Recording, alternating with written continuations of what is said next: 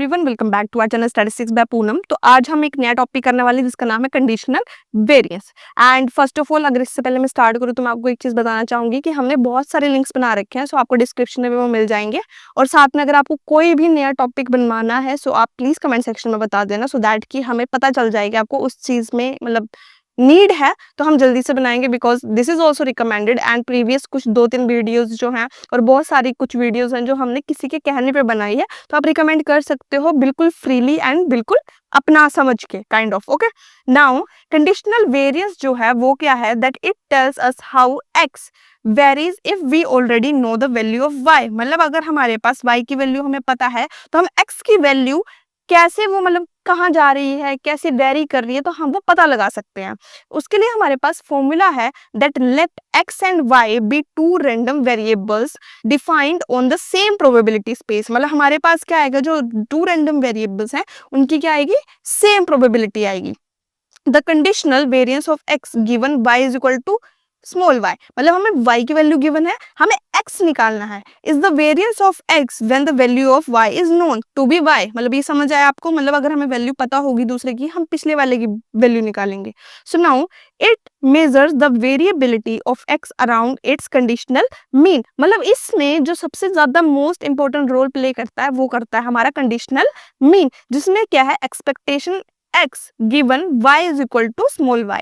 अब हम इसको फॉर्मूले की फॉर्म में लिखेंगे, दैट कंडीशनल वेरिएंस का फॉर्मूला क्या है। सो अब देखो, so variance x given y is equal to small y is equal to expectation of x minus expectation of ये पूरा कंडीशनल मीन का whole square given y is equal to small y। ये हमने क्या किया, इसका फॉर्मूला लिखा जिसमें हमें सभी की वैल्यूज, सभी की मतलब डेफिनेशन भी दी हुई है, जैसे आप देख सकते हो। वेयर ये जो हमारा ये वाला बीच वाला पार्ट है ये क्या है, हमारा कंडीशनल एक्सपेक्टेशन, ये जिसको आप मीन भी बोल सकते हो, ऑफ एक्स गिवन वाई। अब द आउटर एक्सपेक्टेशन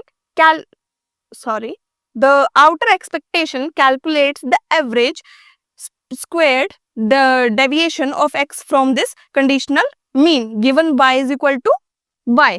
ठीक है, अब इसके बाद अब हम नेक्स्ट स्टेप करते हैं। Here it is. So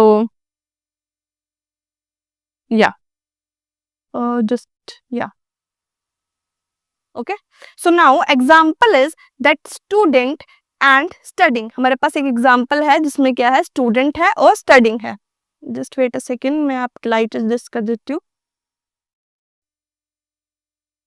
या सो अब इस केस में जो स्टूडेंट एंड स्टडिंग है जिसमें हमारा वेरिएबल क्या है, x, test score. Okay, condition y है that whether the student studied. मतलब एक में मैं टेस्ट स्कोर है, एक में मुझे देखना है कि स्टूडेंट का स्टडी कर रहा है या नहीं कर रहा है। अब क्वेश्चन पेपर में ये जो चीज है वो है that y studied, okay, question mark, x score. मतलब एक ने मतलब पढ़ाई की, फर्स्ट ने पढ़ाई की उसके 85 मार्क्स आए, दूसरे ने पढ़ाई की थी उसके 90 मार्क्स आए, तीसरे ने पढ़ाई की उसके 80 मार्क्स आए। ओके, अब फोर्थ ने नहीं पढ़ा, नो, उसके कितने आए, 40। उसके बाद नहीं पढ़ा उसने, उसके फिर भी 60 आए। नेक्स्ट ने जो लास्ट है हमारा, उसने क्या करा, उसने भी नहीं पढ़ा, भाई उसके 90 आ गए, वे बिना पढ़े नंबर आ गए। सोच लो।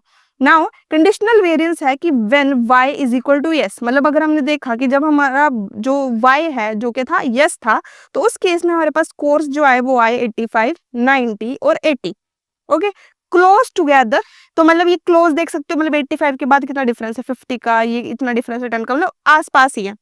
सॉरी यहाँ पर 5 का है, मतलब आसपास है, कोई ज्यादा डिफरेंस नहीं है। मतलब ये नहीं है कि 100 का डिफरेंस है, 50 का डिफरेंस है, 20 का डिफरेंस है, मतलब ठीक है। तो इस केस में हमारा वेरिएंस क्या होगा, लो वेरिएंस।